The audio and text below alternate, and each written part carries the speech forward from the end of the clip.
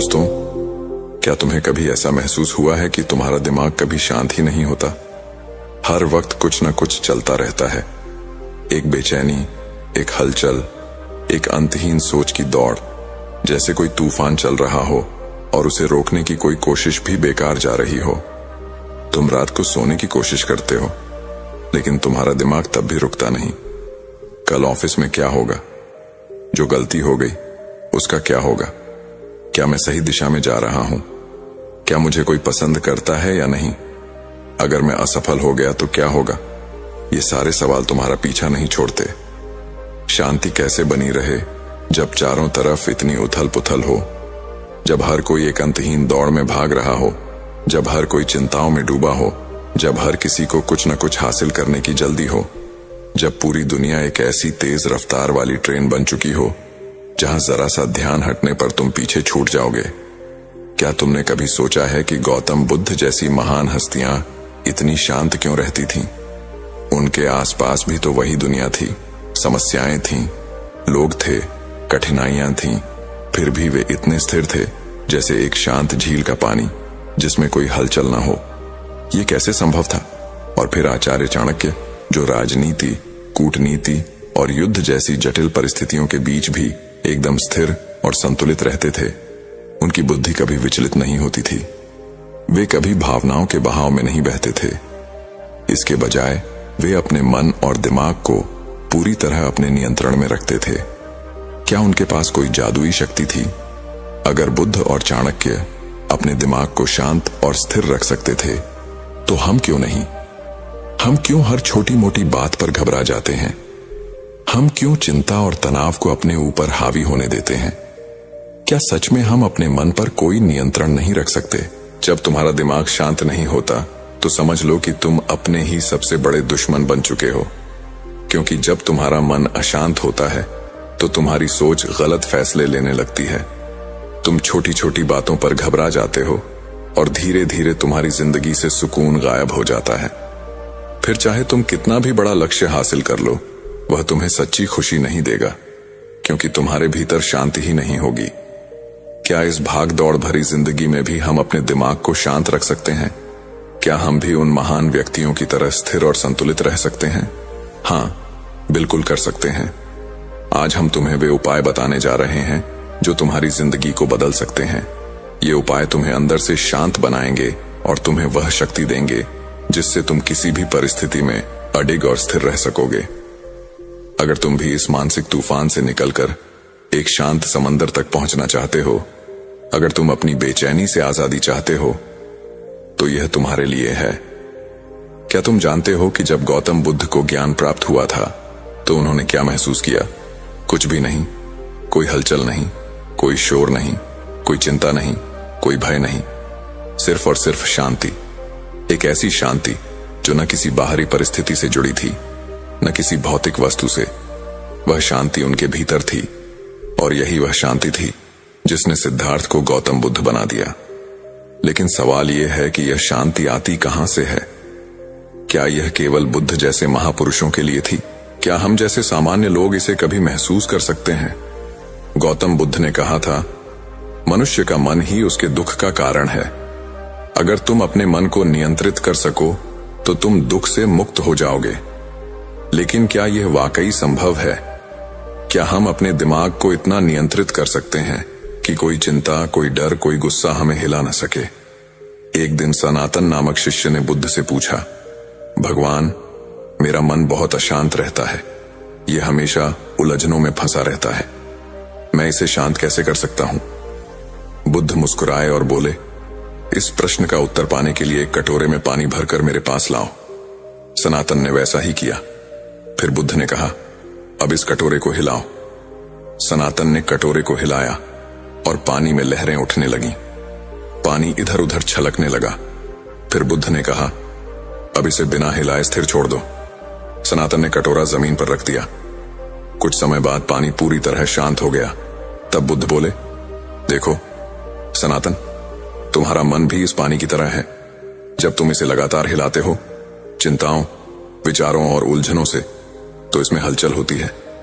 लेकिन जब तुम इसे स्थिर छोड़ देते हो तो यह अपने आप शांत हो जाता है। गौतम बुद्ध ने हमें सिखाया कि अगर मन को शांत करना है तो सबसे पहले हमें इसे हिलाना बंद करना होगा। हमें अपने मन को ठहरने का मौका देना होगा और यही पहला उपाय है ध्यान। ध्यान यानी अपने विचारों को स्थिर करना, अपने भीतर झांकना, अपने आप को सुनना। क्या तुमने कभी केवल 5 मिनट के लिए बिना किसी विचार के बैठने की कोशिश की है? ये मुश्किल लगता है ना? क्योंकि हमारा मन लगातार दौड़ता रहता है, कभी अतीत में, कभी भविष्य में। लेकिन ध्यान हमें इस भाग दौड़ से निकालकर वर्तमान में लाता है, और जब हम वर्तमान में होते हैं तो हमारा मन पूरी तरह शांत हो जाता है। बुद्ध कहते थे, अगर तुम अपने मन को नियंत्रित करना चाहते हो तो सबसे पहले अपनी सांसों को नियंत्रित करो, क्योंकि जब तुम्हारी सांसें तेज होती हैं तो तुम्हारे विचार भी तेज होते हैं, और जब तुम्हारी सांसें स्थिर होती हैं तो तुम्हारा मन भी स्थिर हो जाता है। इसलिए अगर तुम अपने दिमाग को शांत रखना चाहते हो तो हर दिन बस 5 मिनट के लिए अपनी सांसों को महसूस करो। गहरी सांस लो, धीरे धीरे छोड़ो, कुछ मत सोचो, बस अपनी सांसों के बहाव को देखो। यही वह रहस्य है जिसे बुद्ध ने अपनाया था, और यही वह रहस्य है जिससे तुम भी अपने विचारों पर नियंत्रण पा सकते हो। लेकिन ध्यान और सांसों के अलावा बुद्ध ने हमें एक और महत्वपूर्ण सबक सिखाया, वर्तमान में जीने की कला। तुम क्या सोचते हो? तुम्हारी सारी चिंताओं का असली कारण क्या है? जो हो चुका है या जो होने वाला है? सच्चाई यह है कि हमारा दिमाग या तो अतीत की गलतियों में उलझा रहता है या भविष्य की चिंताओं में, और इसी वजह से हम कभी भी शांति महसूस नहीं कर पाते। बुद्ध ने कहा था, जो अतीत में रहता है वह दुखी रहता है, जो भविष्य में रहता है वह चिंतित रहता है, लेकिन जो वर्तमान में जीता है वही वास्तव में जीता है। अगर तुम अपने दिमाग को शांत रखना चाहते हो तो बस एक चीज सीख लो, हर पल को पूरी तरह जीना। जब तुम खा रहे हो तो सिर्फ खाने पर ध्यान दो, जब तुम किसी से बात कर रहे हो तो पूरी तरह वहां मौजूद रहो, जब तुम काम कर रहे हो तो सिर्फ काम पर ध्यान दो, और जब तुम आराम कर रहे हो तो पूरी तरह आराम करो। गौतम बुद्ध ने हमें सिखाया कि शांति कहीं बाहर से नहीं आती, शांति हमारे भीतर से आती है, और अगर हम अपने विचारों को नियंत्रित करना सीख लें तो दुनिया की कोई भी ताकत हमें अशांत नहीं कर सकती। क्या तुमने कभी सोचा है कि आचार्य चाणक्य जैसे बुद्धिमान व्यक्ति का दिमाग कभी अशांत क्यों नहीं होता था? क्या वे भी कभी घबराते थे? क्या वे भी कभी उलझन में पड़ते थे? क्या तुम्हें भी कभी ऐसा महसूस हुआ है जब तुम्हारे दिमाग में इतनी सारी बातें एक साथ चल रही हों कि तुम समझ ही ना पाओ कि क्या सही है, क्या गलत, क्या करना चाहिए, क्या नहीं? और सबसे बड़ा सवाल, इस स्थिति से निकला कैसे जाए? आचार्य चाणक्य ने हमें सिखाया कि अगर तुम्हें अपने मन को शांत रखना है तो सबसे पहले तुम्हें धैर्य सीखना होगा। धैर्य ही वह गुण है जो तुम्हें हर मुश्किल से बाहर निकाल सकता है। लेकिन धैर्य का मतलब क्या है? क्या यह सिर्फ चुपचाप बैठकर इंतजार करना है? नहीं, धैर्य का मतलब है सही समय का इंतजार करना, सही अवसर को पहचानना और सही निर्णय लेना।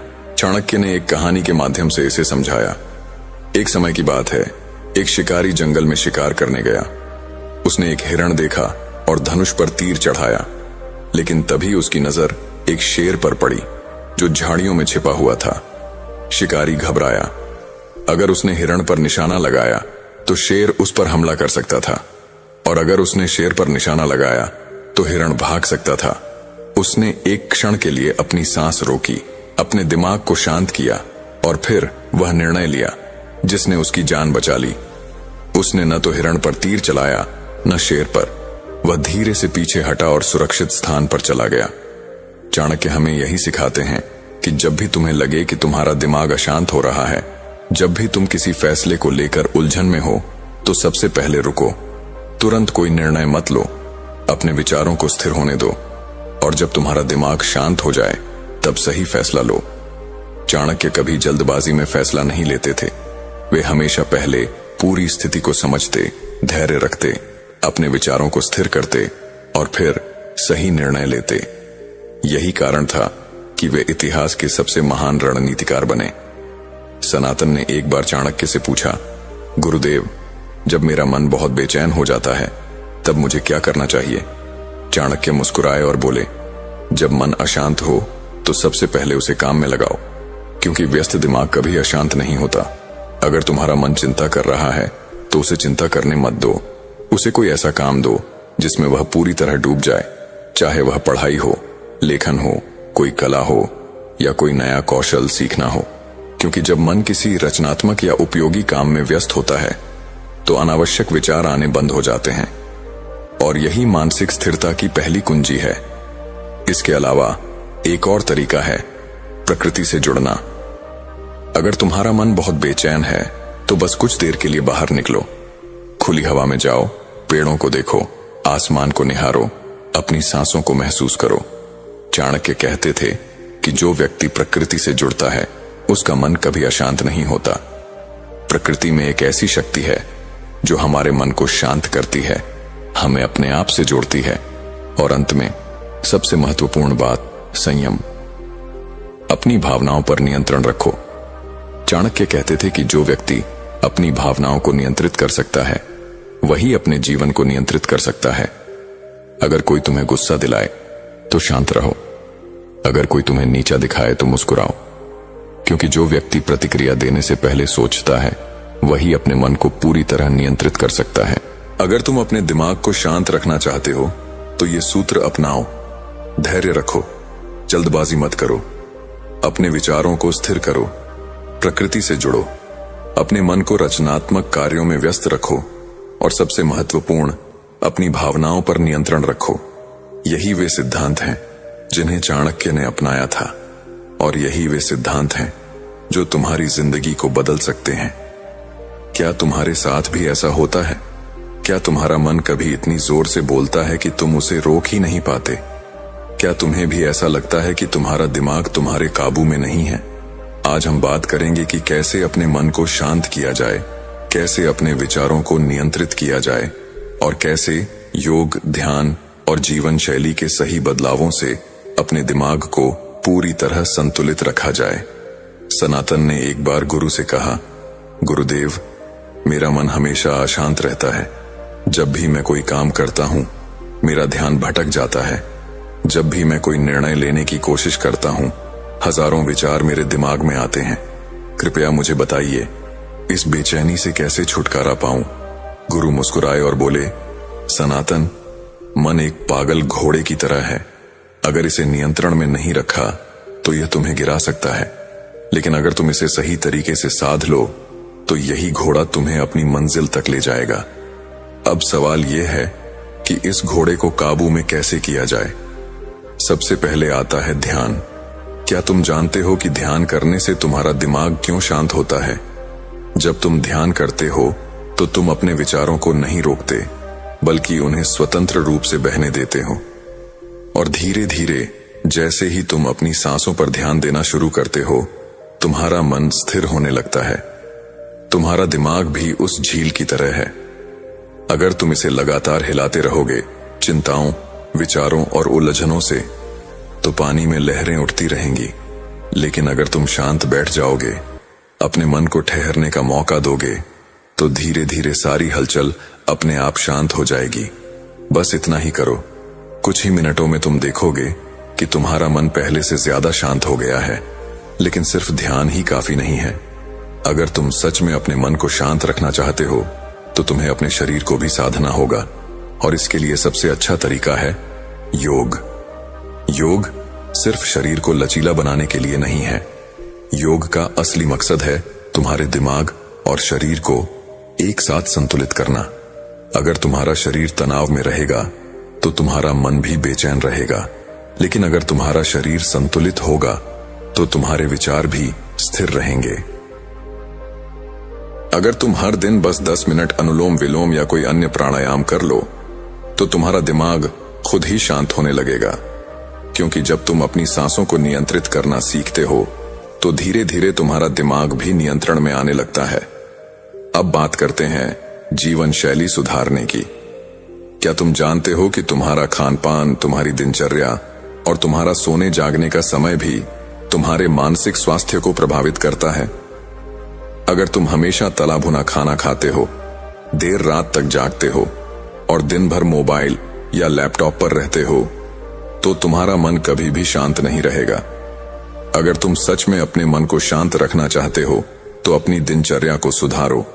जल्दी सोना, जल्दी उठना, हल्का और सात्विक भोजन करना और दिन में कम से कम 30 मिनट प्रकृति के बीच बिताना, ये सारी चीजें मिलकर तुम्हारे दिमाग को स्थिर और संतुलित बनाएंगी। लेकिन यह सब करने के बाद भी अगर तुम्हारा मन कभी अशांत हो जाए तो क्या करना चाहिए? बस एक बात याद रखो, जिस चीज को तुम नियंत्रित नहीं कर सकते उसे लेकर परेशान होना बंद कर दो। जो चीज तुम्हारे बस में है उन पर ध्यान दो और जो तुम्हारे बस में नहीं है उन्हें जाने दो।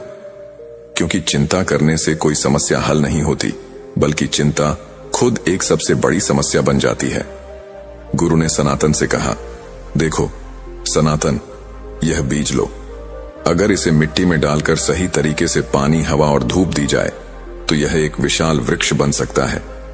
लेकिन अगर तुम इसे बस अपने हाथ में पकड़कर रखोगे, डरते रहोगे कि कहीं यह खो न जाए, तो यह कभी कुछ नहीं बनेगा। तुम्हारा मन भी ऐसा ही है। जब तक तुम इसे कसकर पकड़ने की कोशिश करोगे, इसे नियंत्रित करने के लिए बेकार जोर लगाओगे, तब तक यह और ज्यादा भागेगा। लेकिन जब तुम इसे सही माहौल दोगे, ध्यान, शांति, सही विचार और संतुलित जीवन शैली, तो यह तुम्हारा सबसे बड़ा मित्र बन जाएगा। शांत मन कोई जादू नहीं है, यह एक साधना है। अगर तुमने इस साधना को समझ लिया तो कोई भी परिस्थिति तुम्हें हिला नहीं सकती। याद रखो, दुनिया का सबसे शक्तिशाली व्यक्ति वह नहीं जो सबसे ताकतवर है, बल्कि वह है जिसने अपने मन को साध लिया है। तो अब फैसला तुम्हारा है। क्या तुम अपने विचारों के गुलाम बने रहोगे या अपनी शांति के स्वामी बनोगे? शांति बाहर नहीं, तुम्हारे भीतर है। बस इसे खोजना और अपनाना सीखो। गौतम बुद्ध ने सिखाया है कि शांति और अकेलापन आत्म जागृति और आंतरिक शांति के लिए आवश्यक है। जब आप शांत और स्थिर रहते हैं तो आपकी उपस्थिति में एक सकारात्मक ऊर्जा फैलती है जो दूसरों को आपकी ओर आकर्षित करती है। बुद्ध का यह संदेश भी है कि एक अकेलापन डर नहीं, शक्ति है। यह आत्मनिरीक्षण और आत्म जागृति का समय है। जब आप शांत होते हैं तो आपका मन साफ और विचार गहरे होते हैं। आकर्षण का नियम आपकी शांति को दूसरों से प्रेरित करती है और वह आपसे जुड़ने की इच्छा रखते हैं। शांति का अभ्यास करना आपको न केवल दूसरों के करीब लाता है, बल्कि स्वयं से भी जोड़ता है। गौतम बुद्ध ने अपने उपदेशों में शांति और आत्म संयम को जीवन का केंद्र बिंदु माना है। उन्होंने सिखाया कि बाहरी दुनिया में सुख और शांति की तलाश करने के बजाय उसे अपने भीतर खोजा जाना चाहिए। आइए उनकी शिक्षाओं पर और गहराई से विचार करें। बुद्ध ने पहला नियम बताया है कि जब आप शांत होते हैं तो आपकी ऊर्जा दूसरों को प्रभावित करती है। लोग आपको अधिक समझने की कोशिश करते हैं और आपके विचारों में रुचि लेते हैं। बुद्ध ने कहा, जैसे ठंडा जल आग को शांत करता है, वैसे ही शांत मन क्रोध और अशांत मन को समाप्त करता है। दूसरा नियम है अकेलेपन का महत्व। अकेलापन आत्मनिरीक्षण का सबसे बड़ा साधन है। बुद्ध के अनुसार जो अकेला चलता है वह स्वतंत्र रहता है और वह अपने मार्ग को स्पष्ट रूप से देखता है। यह समय आत्मचिंतन और ध्यान का होता है, जिससे आप अपनी कमजोरियों और शक्तियों को समझ सकते हैं। तीसरा नियम है बोलने से अधिक सुनने का महत्व। जितना अधिक आप शांत रहेंगे, उतनी ही गहराई से आप दूसरों को सुन पाएंगे। बुद्ध के अनुसार कि सच्चा ज्ञानी वही है जो बहुत कम बोलता है और अधिक सुनता है। जब आप कम बोलते हैं तो आपके शब्द अधिक प्रभावशाली और मूल्यवान बन जाते हैं। चौथा नियम है आंतरिक शांति का प्रसार। जब आप शांत और आत्मसंतुष्ट होते हैं तो यह शांति स्वाभाविक रूप से दूसरों तक पहुंचती है। बुद्ध ने यह भी कहा कि एक दीपक से हजारों दीपक जलाए जा सकते हैं, फिर भी उस दीपक की रोशनी कम नहीं होती। पांचवा नियम है क्रोध और अशांति का अंत। शांत रहना क्रोध और अशांति को समाप्त करने का सबसे बड़ा साधन है। बुद्ध ने बताया, क्रोध को प्रेम से और अशांति को धैर्य से समाप्त किया जा सकता है। गौतम बुद्ध का संदेश आज भी हमें सिखाता है कि जीवन की दौड़ में हम भीतर की शांति को ना भूलें। शांति और संयम केवल आपके जीवन को बेहतर नहीं बनाती, बल्कि दूसरों के साथ आपके संबंधों को भी मधुर बनाते हैं। गौतम बुद्ध की शिक्षाएं इतनी गहन और विस्तृत हैं कि उनमें से हर एक पहलू जीवन को बदलने की शक्ति रखता है। उनकी शांति और अकेलेपन पर आधारित विचार हमें न केवल आत्मिक विकास के लिए प्रेरित करते हैं, बल्कि यह भी सिखाते हैं कि बाहरी दुनिया के संघर्षों से कैसे निपटा जाए। आइए इसे और गहराई से समझते हैं। छठा नियम है ध्यान और मन की स्थिरता। बुद्ध ने ध्यान मेडिटेशन को शांति पाने का सबसे महत्वपूर्ण साधन बताया। उन्होंने कहा, मनुष्य का मन हर समय इधर उधर दौड़ता रहता है। ध्यान के माध्यम से इसे स्थिर किया जा सकता है। जब आप ध्यान करते हैं तो आप अपने विचारों को नियंत्रित कर सकते हैं और जीवन के हर पहलू को स्पष्टता से देख सकते हैं। सातवां नियम है अहंकार से मुक्ति। शांति और अकेलापन आपको अपने अहंकार से मुक्त करता है। जब आप शांत होते हैं तो आप अहंकार के बिना दूसरों के साथ संबंध बना पाते हैं। बुद्ध का यह कथन प्रसिद्ध है, अहंकार छोड़ दो, क्योंकि यह तुम्हारे मन में अशांति का कारण है। आठवां नियम है संबंधों में सुधार। शांत रहकर आप दूसरों को बेहतर समझ सकते हैं। यह न केवल आपको उनके प्रति दयालु बनाता है, बल्कि उनके दिलों में आपके लिए आदर भी बढ़ाता है। बुद्ध ने कहा कि दूसरों की गलतियों को न देखो, अपनी गलतियों को देखो और उन्हें सुधारो। नौवां नियम है भविष्य और भूतकाल की चिंता से मुक्ति। बुद्ध ने हमेशा वर्तमान में जीने पर जोर दिया है। उन्होंने कहा, भविष्य की चिंता और भूतकाल की पश्चाताप दोनों ही मन को अशांत करते हैं। वर्तमान में जियो, क्योंकि यही सत्य है। यह विचार हमें सिखाता है कि शांति केवल वर्तमान में जीने से मिल सकती है। 10वां नियम है करुणा और शांति का संबंध। बुद्ध के अनुसार जो व्यक्ति शांत है वह स्वाभाविक रूप से दूसरों के प्रति करुणा रखता है। करुणा वह दीपक है जो तुम्हारे भीतर जलती है और दूसरों के जीवन को रोशन करती है। जब आप शांत और करुणामय बनते हैं तो आप दूसरों के लिए प्रेरणा बनते हैं। 11वां नियम है अकेलेपन का डर खत्म करना। अक्सर लोग अकेले रहने से डरते हैं, लेकिन बुद्ध ने इसे एक उपहार माना है। उन्होंने कहा, अकेलापन कोई शाप नहीं है, यह उस अमूल्य समय का प्रतीक है जब आप अपने आप से जुड़ सकते हैं। अकेलापन आपको बाहरी शोर से दूर ले जाकर आत्म जागृति की ओर ले जाता है। 12वां नियम है शांति की शक्ति। शांत मन हर समस्या का हल ढूंढ सकता है। बुद्ध ने कहा, तूफान के बाद भी समुद्र शांत रहता है। तुम भी अपने जीवन में उसी समुद्र की तरह स्थिर और शांत रहो।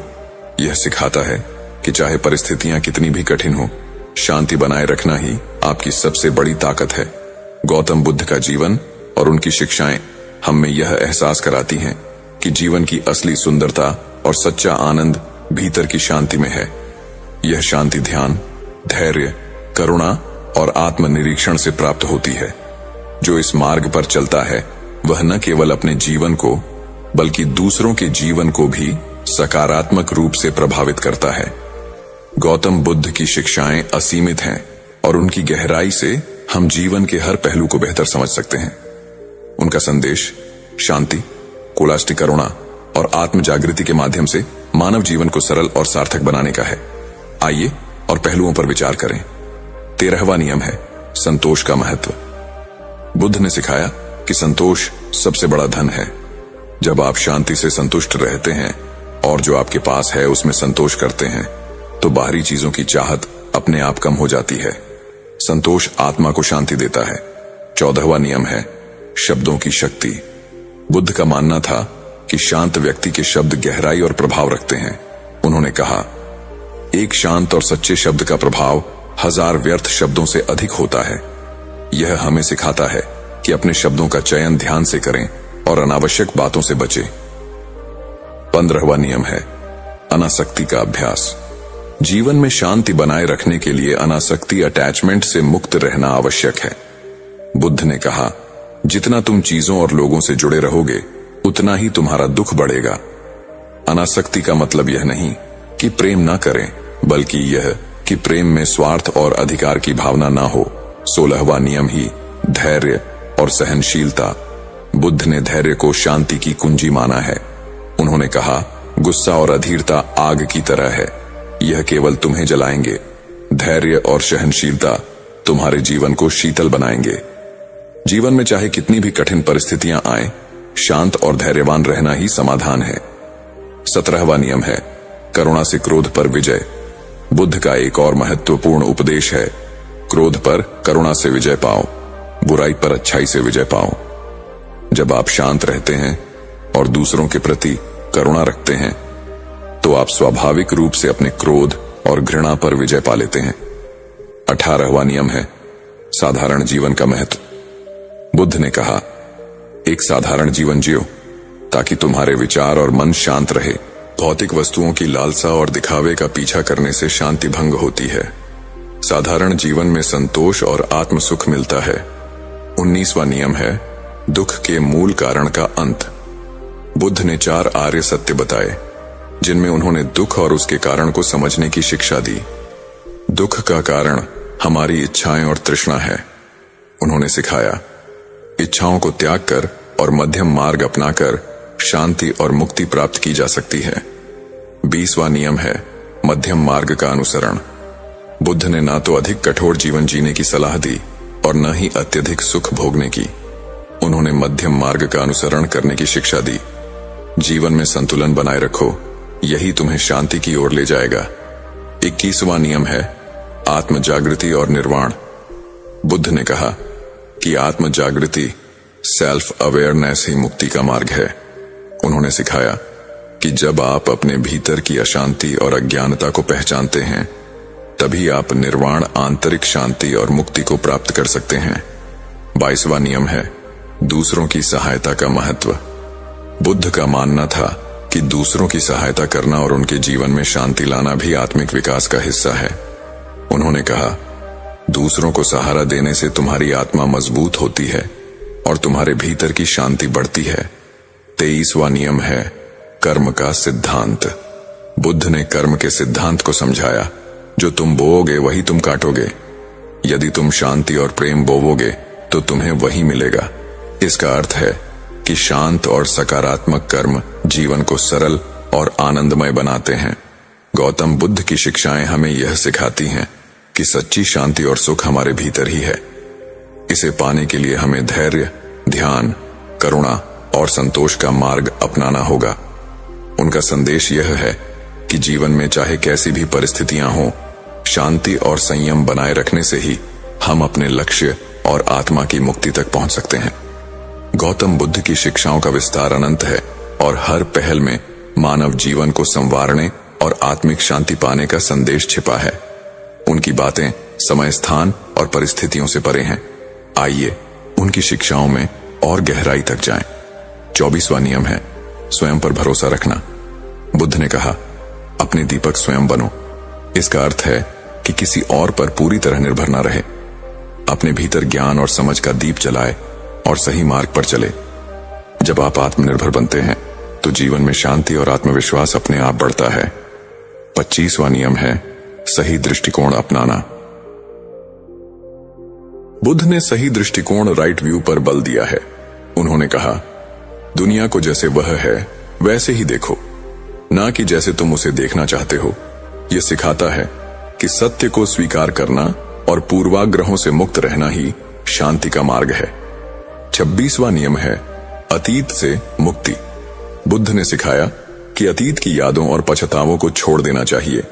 उन्होंने कहा कि जो चला गया है उस पर रो मत, जो अभी है उसे पूरी तरह से जियो। अतीत में रहने से मन अशांत होता है, वर्तमान में जीना शांति का रहस्य है। 27वां नियम है कि इच्छाओं का संतुलन। बुद्ध ने समझाया कि इच्छाएं दोहक का कारण है, लेकिन इच्छाओं को दबाने के बजाय उन्हें संतुलित करना चाहिए। जरूरत और लालसा में फर्क करो। जरूरतें पूरी करो लेकिन लालसा का त्याग करो। 28वां नियम है शत्रुता का अंत प्रेम से। बुद्ध ने कहा, जरेनिया इस संसार में शत्रुता केवल प्रेम से ही समाप्त हो सकती है। यह सिखाता है कि क्रोध और द्वेष का उत्तर क्रोध से नहीं दिया जा सकता। केवल प्रेम और करुणा ही शांति ला सकते हैं। 29वां नियम है अज्ञानता से मुक्ति। बुद्ध ने कहा, अज्ञानता ही अशांति और दोहक का मूल कारण है। जब आप सच्चे ज्ञान की खोज करते हैं और अज्ञानता को छोड़ते हैं तो आप जीवन में स्थायी शांति पा सकते हैं। 30वां नियम है कि ध्यान का अभ्यास। बुद्ध ने ध्यान को आत्म जागृति और शांति का सबसे बड़ा साधन बताया है। जैसे कमल कीचड़ में खिलता है, वैसे ही ध्यान अशांत मन को शांति देता है। ध्यान आपको अपने विचारों और भावनाओं को नियंत्रित करने में मदद करता है। 31वां नियम है दूसरों के प्रति सहानुभूति।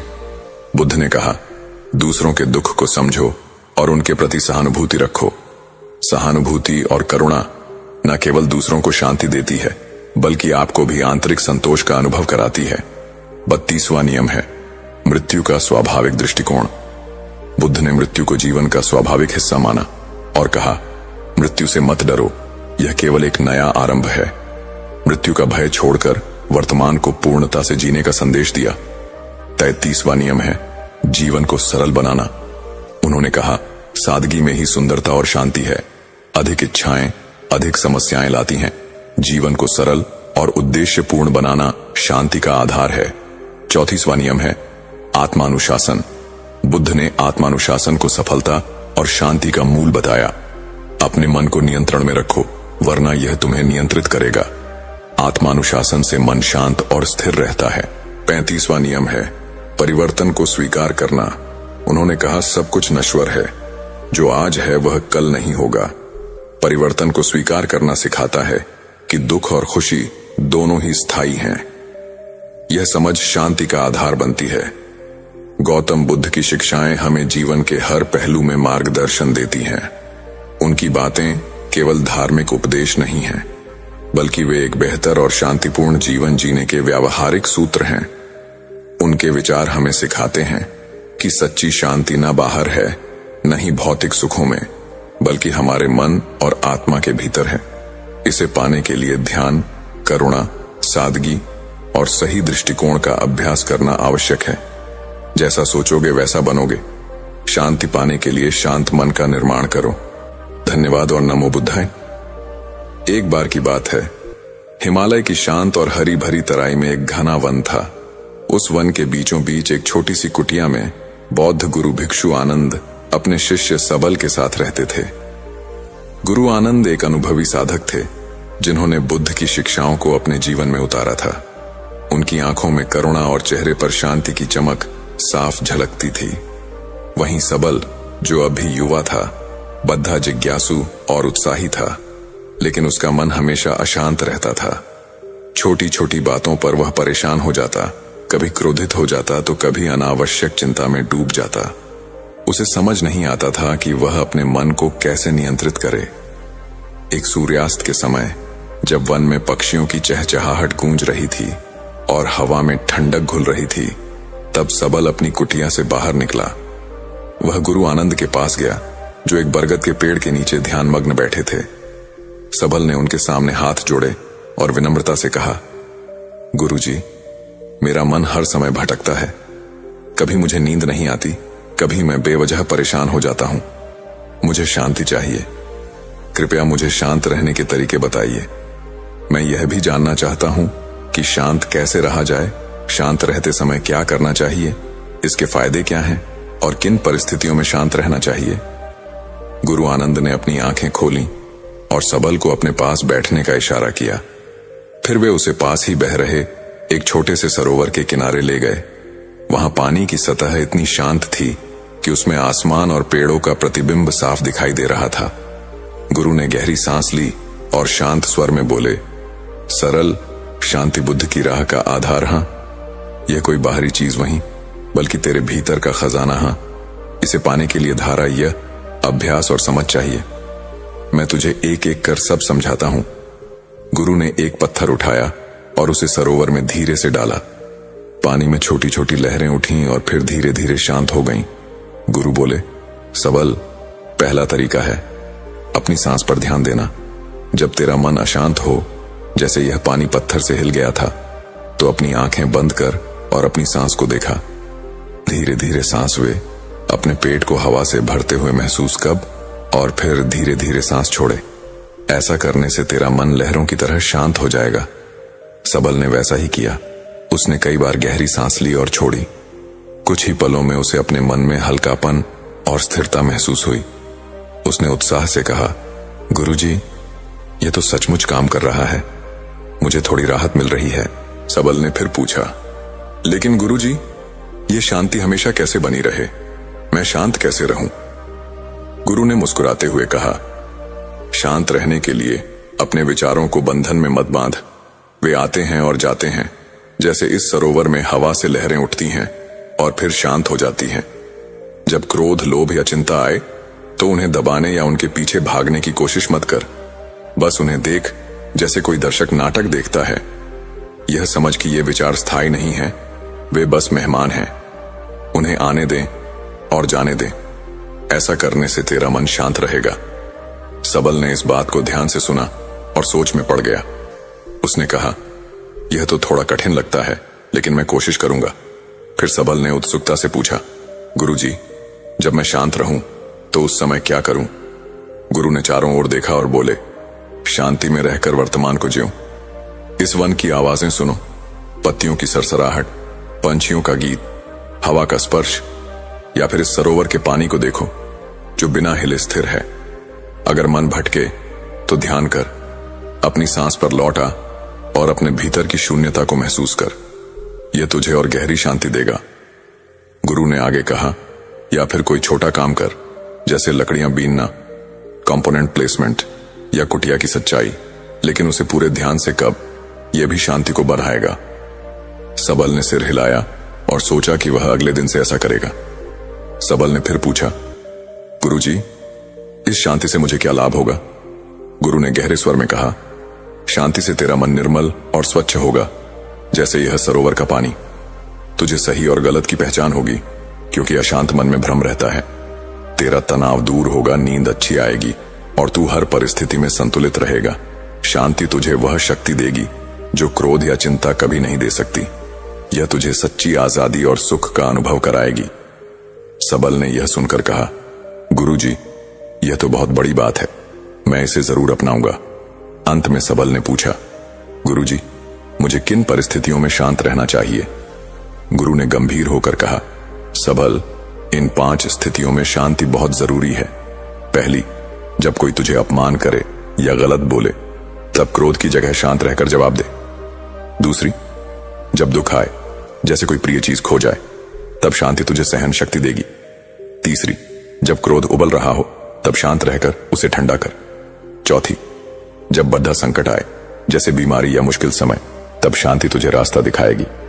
और पांचवी, जब तू कोई बद्धा फैसला ले रहा हो, तब शांत मन ही सही निर्णय ले सकता है। सबल ने गुरु की हर बात को अपने हृदय में उतार लिया। उसने कहा, गुरुजी, मैं आपकी सीख को आजमाऊंगा। कुछ दिन बाद एक घटना घटी। सबल वन में लकड़ियां बीन रहा था कि अचानक एक जंगली भेड़िया उसके सामने आ गई। उसकी आंखें चमक रही थीं और वह गुर्राने लगी। पहले तो सबल का दिल जोर जोर से धड़कने लगा और वह भागने को हुआ, लेकिन तभी उसे गुरु की सीख याद आई। उसने गहरी सांस ली, अपने मन को शांत किया और धीरे धीरे पीछे हटना शुरू किया। उसने भेड़िए की ओर नहीं देखा और न ही कोई जल्दबाजी दिखाई। कुछ देर बाद भेड़िया मुद्दा कर जंगल में चला गया। सबल की जान बच गई। उसने राहत की सांस ली और मन ही मन गुरु को धन्यवाद दिया। उस दिन से सबल ने रोज सांस का अभ्यास और ध्यान शुरू किया। वह वन में प्रकृति के साथ समय बिताने लगा और अपने विचारों को शांत भाव से देखने की आदत डालने लगा। धीरे धीरे उसका मन स्थिर और शांत हो गया। एक दिन गुरु आनंद ने उसे देखा और मुस्कुराते हुए कहा, सबल, तूने बुद्ध की राह पर चलना सीख लिया। अब तेरा जीवन शांति, करुणा और समझ से भरा रहेगा। और इस तरह एक साधारण शिष्य ने अपने गुरु की सीख से शांति का गहरा सबक सीखा और अपने जीवन को सार्थक बनाया। दोस्तों, हमारा मन इस दुनिया का सबसे पावरफुल हथियार है। हमारे जीवन के प्रत्येक घटना के साथ सिर्फ और सिर्फ हमारा मन जुड़ा होता है। इस दुनिया में जितने भी ज्ञानी हुए, जितने भी सक्सेसफुल लोग बने, सिर्फ और सिर्फ अपने मन की शक्ति के कारण ही बने। लेकिन हम में से बहुत से लोग क्यों इन शक्तियों को समझ नहीं पाते हैं? हम भी इंसान हैं, आप भी इंसान हैं। हमारे अंदर, आपके अंदर, सबके अंदर समान शक्ति है। लेकिन क्यों हम उसे समझ नहीं पाते हैं? जो इन शक्तियों को समझ गया वह ज्ञानी बन गया। जिसने अपने मन की शक्तियों को संग्रह करना सीख लिया, उसके लिए उसका जीवन आसान हो जाता है। वह अपने जीवन में जो कुछ भी चाहता है उसे वह पा लेता है। गौतम बुद्ध कहते हैं कि सभी में बुद्ध बनने की योग्यता है, क्योंकि वह जानते हैं कि शक्ति वह हर इंसान में मौजूद है, लेकिन उस शक्ति का सही उपयोग हम नहीं कर पाते हैं। कुछ कुछ शक्तियों का उपयोग हम कर लेते हैं और कुछ शक्तियों को हम व्यर्थ में ही छोड़ देते हैं। इसलिए इसे एक छोटी सी कहानी से समझते हैं। इस कहानी को अंत तक जरूर समझना। अगर आपने इसे समझ लिया तो आप अपने जीवन में अपने मन के द्वारा, अपने मैन की शक्तियों के द्वारा बहुत कुछ कर सकते हैं, बहुत कुछ पढ़ सकते हैं। एक गुरु का शिष्य जिसका नाम सबल था, वह अपने गुरु की तरह बनना चाहता। गुरु भी सबल को अपने से महान बनना देखना चाहते थे, इसलिए गुरु ने हर तरह की शिक्षा सबल को दी। लेकिन सबल को बहुत जल्द कुछ बड़ा बनना था। सबल को लगता था कि गुरु उसे सब कुछ नहीं बता रहे हैं, जिस कारण वह सफल नहीं हो पा रहा है। तब सबल ने सोचा, क्यों ना मैं गुरु का पीछा करूं। वह दिन भर क्या करते हैं, क्यों ना मैं उन्हें देखूं। तब से वह उठने से लेकर शाम तक गुरु क्या करते हैं, कहां जाते हैं, कैसे ध्यान करते हैं, कैसे भोजन करते, क्या बोलते हैं, किस तरह चलते हैं, ये सभी चीज सबल चुप चुप कर देखने लगा। और वह भी वही सब कुछ करने लगा जो उसके गुरु दिनचर्या में करते थे। एक दिन गुरु ने सुबह देखा कि सबल उनके साथ साथ चल रहा है। वह भी उसी नदी में नहाया जहां पर गुरुदेव नहा रहे थे। सबल भी उस चट्टान पर पहुंचा जहां पर बैठकर गुरुदेव ध्यान करते थे, और गुरु के चट्टान पर बैठने से पहले सबल उस चट्टान पर बैठ गया और ध्यान करने लगा। यह देखकर गुरुदेव मुस्कुराए और वहीं पास के ही दूसरे किनारे जाकर बैठ गए और ध्यान करने लगे। सबल ने सोचा कि गुरुदेव कुछ कहेंगे, लेकिन किसी की आवाज न आते देख सबल ने अपने आंखें खोलकर देखा। फिर उसने सोचा कि शायद गुरुदेव महीने में किसी एक दिन दूसरे चट्टान पर बैठकर ध्यान करते हैं। सबल की यह हरकतों को देखकर गुरु को पता चल गया था कि सबल उनकी तरह बनने के लिए उनका नकल कर रहा है। तब एक दिन गुरु एक पेड़ के दल पर बैठकर सो गए। सबल ने सोचा, शायद रात में पेड़ के दल पर सोने से कुछ प्रभाव पड़ता होगा, इसलिए गुरुदेव वहां पर सोए हैं और सबल भी उसी पेड़ की दूसरी दल पर जाकर सो गया। रात को कुछ गिरने की आवाज आई। आवाज सुनकर गुरुदेव की आंखें खुली तो उन्होंने देखा कि नीचे जमीन पर उनका शिष्य सबल गिरा हुआ है और वह चिल्ला रहा है। उन्होंने सबल को उठाया और कहा कि जब भी तुम बिना सोचे समझे किसी दूसरे के राह पर चलते हो या उसकी नकल करने की कोशिश करते हो, तब तुम ऐसे ही गिरोगे जैसे आज गिरे हो। सबल ने कहा, गुरुदेव, मैं तो सिर्फ आपकी तरह बनने की कोशिश कर रहा था। गुरु ने कहा कि तुम अगर बंदर की तरह नकल करने लगोगे तो हो सकता है कि बहुत प्रयासों के बाद हर काम करने लगो जो बंदर करते हैं। पर क्या इंसान होने के बावजूद बंदर होना उचित होगा? सबल ने कहा, नहीं गुरुदेव, इंसान बनना ही ज्यादा उचित है। लेकिन गुरुदेव, मैं अपने मकसद में कैसे सफल बन सकता हूं? मैं कैसे अपने आप को जान सकता हूं, पहचान सकता हूं? मैं तो बस यह देख रहा था कि आप क्या करते हैं, शायद उससे मुझे कोई रास्ता मिल जाए। गुरु ने कहा, जिस प्रकार शरीर को चलाने के लिए भोजन की आवश्यकता होती है, भोजन अगर शुद्ध है तो शरीर में शक्ति भी शुद्ध होती है। हमारा शरीर स्वस्थ रहता है, शक्तिशाली रहता है, बलवान रहता है। उस शरीर से जो भी कार्य करना चाहो तुम करवा सकते हो। लेकिन तुम खराब सड़ा हुआ बासी खाना खाओगे तो हमारा शरीर बीमार पड़ जाएगा। फिर गुरु ने कहा, इसी तरह हमारे पास मन की शक्ति होती है और इसमें इतनी शक्ति होती है कि कुछ भी पाया जा सकता है, कुछ भी बना जा सकता है, अपने आप को जाना जा सकता है, पहचाना जा सकता है, बुद्धत्व को प्राप्त किया जा सकता है। लेकिन मन की शक्तियों को नापा या तोला नहीं जा सकता है। सबल ने कहा, गुरुदेव, आप ज्ञानी हैं, ध्यानी है, इसीलिए आपके पास मन की शक्तियां हैं जिनका उपयोग आप कर सकते हैं, लेकिन हम उपयोग करते हैं तो कुछ भी नहीं होता। गुरु ने कहा, शक्ति तो तुम्हारे पास भी है और उतनी ही है जितनी मेरे पास है या किसी और के पास है। सबल ने कहा, तो गुरुदेव, फिर हम सभी लोग कामयाब क्यों नहीं होते? हमारे जैसे बहुत से लोग हमेशा सफल होते रहते हैं, ऐसा क्यों? गुरु ने कहा, क्योंकि मन की शक्तियों का हम सही तरीके से उपयोग नहीं कर पाते हैं, बल्कि मन की शक्तियां हमारा उपयोग कर लेती हैं।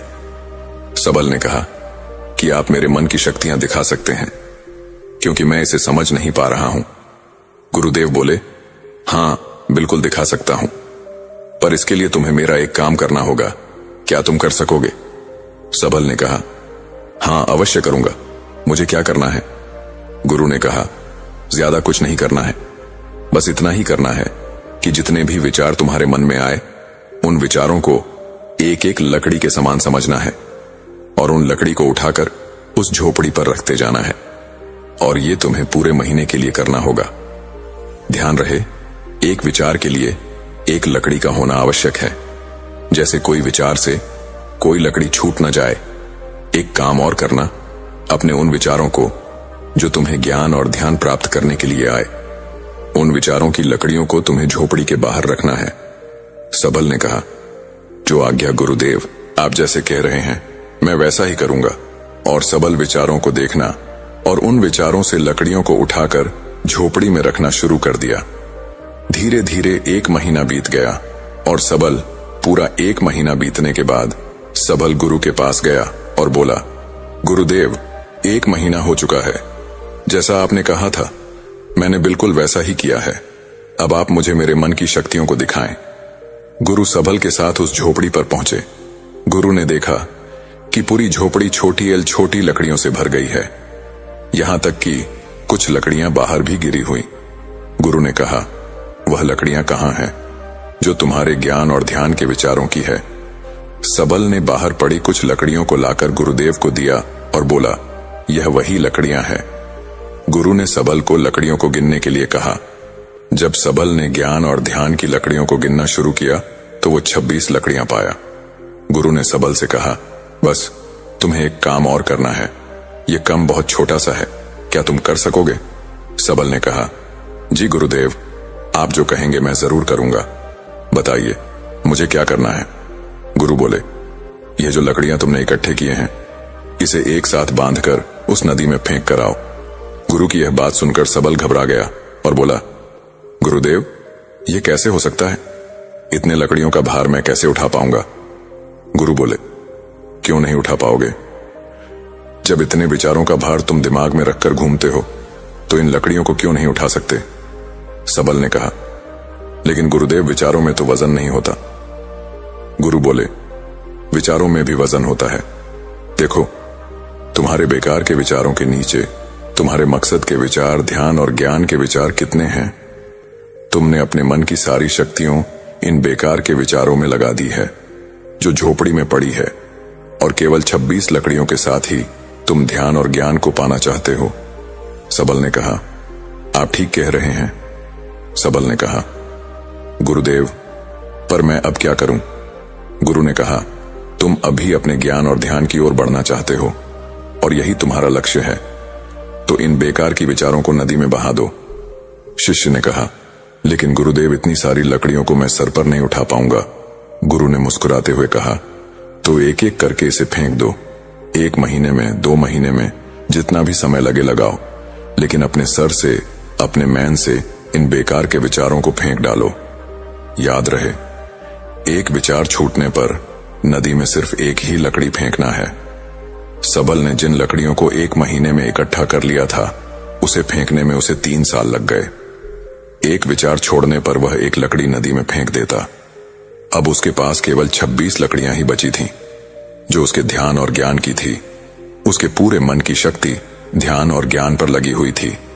कोई भी बेकार के विचार उसके मैन में नहीं थे। एक दिन ध्यान करते हुए वह उठा और गुरुदेव के पास गया और कहा, गुरुदेव, ऐसा लगता है कि मैं कहीं अटक गया हूं और मैं आगे नहीं जा पा रहा हूं। गुरु ने कहा, उन 26 लकड़ियों को छोड़ने का समय हो गया है, छोड़ दो उन्हें। सबल ने उन 26 लकड़ियों को छोड़ने में 1 साल लगा दिया, और जब उसने आखिरी लकड़ी को नदी में डाला तो सबल वहीं पानी के किनारे बैठ गया और बैठता ही गया। तब गुरु सबल को ढूंढते हुए नदी किनारे पहुंचे। गुरु सबल को देखकर जान गए कि वह संपूर्ण शक्ति में खेल रहा है। सबल ने गुरु की ओर देखा और दोनों ही एक दूसरे की ओर देखते हुए बिना कुछ कहे वापस चले गए। हमें भी अपने जीवन में मन की शक्तियों का उपयोग करना सीखना चाहिए। अगर हमने ऐसा कर लिया तो हम जीवन में वो सभी असंभव काम, जो कुछ भी हम पाना चाहते हैं, हम उसे पा सकते हैं। हमारी शक्ति हजारों लाखों विचारों के रूप में हमारे मन में बिखरी पड़ी है। इसमें कुछ अच्छे विचार भी हैं, कुछ बुरे विचार भी हैं। बस हमें अपने अच्छे विचारों को पकड़ना है। अगर हम अच्छे विचारों को नहीं पकड़ेंगे तो बुरे विचार तुरंत ही हमारे ऊपर प्रेशर डालने लगेगा और हम नकारात्मकता की ओर, नेगेटिव एनवायरनमेंट की ओर बढ़ते चले जाएंगे। इसीलिए भगवान बुद्ध बोलते हैं कि जब भी आपके मन में अच्छे विचार आए उसे तुरंत पकड़ लो, उन विचारों पर तुरंत कम करना प्रारंभ कर दे। मन की शक्तियों का उपयोग करना बहुत ही सरल है। बस आपको उतना ही करना है जो आपको सबसे ज्यादा सटीक लगे। लेकिन हम एक काम के साथ हजारों कामों को करने लगते हैं और उसी में हम डिस्ट्रैक्ट भी हो जाते हैं। इसीलिए